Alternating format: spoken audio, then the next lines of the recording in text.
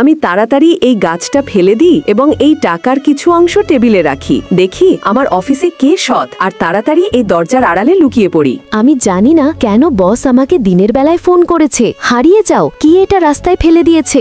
বস, তুমি কি শুনতে পাচ্ছ? মনে হচ্ছে বস এখানে নেই। আরে তোমার টাকা, আমাকে একটা কাজ করতে দাও। এই টাকাটা নিয়ে চলে যাও, কারণ কয়েকদিন পরেই দীপাবলি আসছে। তাই আমি নিজের জন্য একটা নতুন পোশাক কিনবো। আজ তো আমি বড় লোক হয়ে গেছি। আমি গাছটা ঠিক করে আবার এখানে টাকা রেখে লুকিয়ে থাকবো। ওহ দোস্ত, কে এটা মাঝখানে রেখে গেছে? চলো এক কাজ করি, ওকে একপাশে দাঁড় করিয়ে রাখি। ও মাই গড, এই টাকাটা এখানে কে রেখে গেছে? মনে হচ্ছে বস এখানে রেখে যেতে ভুলে গেছেন। আমার কি করা উচিত? আমি কি এই টাকাটা নেব নাকি এখানেই রেখে দেব?